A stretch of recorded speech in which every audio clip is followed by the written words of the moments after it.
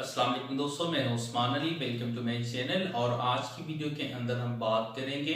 कि अगर कोई खातून है, उसकी शादी पाकिस्तान में हुई है और वो इस वक्त जो है वो किसी डिफरेंट कंट्री के अंदर जो है वो पाकिस्तान से बाहर रह रही हैं, और जो है अगर कोई ऐसे हालात जो है वो पैदा हो चुके हैं कि शादी को जो है वो रखना मकसूद ना ही रहा है, और जो है वो खुला लेना चाहती हैं, तो इसका प्रोसीजर क्या होगा। तो मौजू की तरफ जाने से पहले सब दोस्तों से गुजारिश है कि अगर आपने अभी तक हमारे YouTube चैनल को सब्सक्राइब नहीं किया है तो वीडियो के नीचे एक रेड कलर का सब्सक्राइब का बटन आ रहा होगा, उसके ऊपर क्लिक करके सब्सक्राइब कर लीजिएगा और साथ बेल आइकन को भी दबा दीजिएगा, ताकि जब भी हमारी कोई लेटेस्ट वीडियो आए तो उसके नोटिफिकेशन आप तक पहुंचते रहें।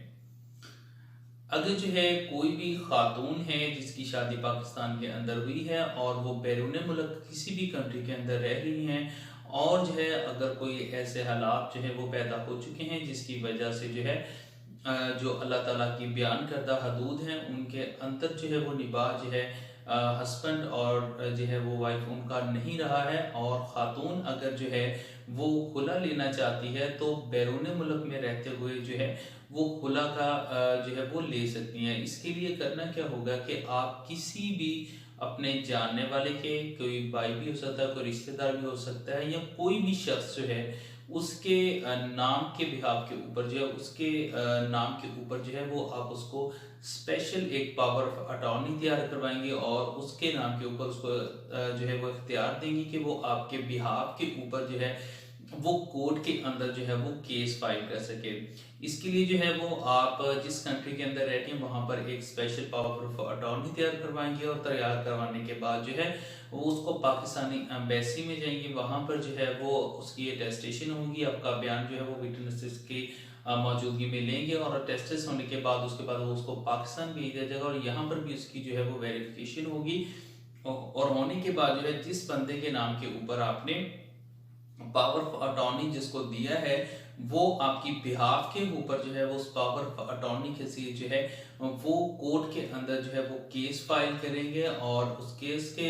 नतीजे में जो है वो आप खुला का केस फाइल करके जो है वो कोर्ट से आप खुला ले सकती हैं। इसके अलावा जो है अगर at the time of the marriage जो है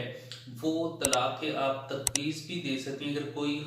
जो शौहर है उसने जो है वो तलाक का राइट जो है वो खातून को भी दिया हुआ हो at the time of the marriage, और इसमें इसको तलाक तफवीज़ कहते हैं। और अगर इसमें जो है आपको इस चीज़ का इख्तियार मौजूद हो कि आप भी जो है वो डाइवोर्स दे सकती हैं, और इसका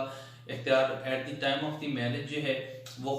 मर्द ने दिया हो, तो आप जो है इसके लिए फिर सिंपली जो है वो एक जो है वहाँ पर तलाक की जो है वो पेपर्स तैयार करवाने के बाद जो है वो पाकिस्तानी एम्बेसी से टेस्ट करवा के आप डायरेक्ट खामन को भेज सकते हैं, और उसकी एक कॉपी जो है वो मुतलका यूनियन काउंसिल को दरख्वास्त के साथ भेजेंगी कि आपने डाइवोर्स दे दी है, और एज पर लॉ जो है फिर यूनियन काउंसिल जो है वो उसके ऊपर फर्दर प्रोसीडिंग करके जो है वो मौसरगी सर्टिफिकेट जो है वो जारी करेंगे। तो इस मौजू से मुतल्लिक़ अगर किसी भी किस्म का आपका कोई सवाल है तो आप वीडियो के नीचे कमेंट करके पूछ सकते हैं। थैंक फॉर वॉचिंग एंड अल्लाह हाफ़िज़।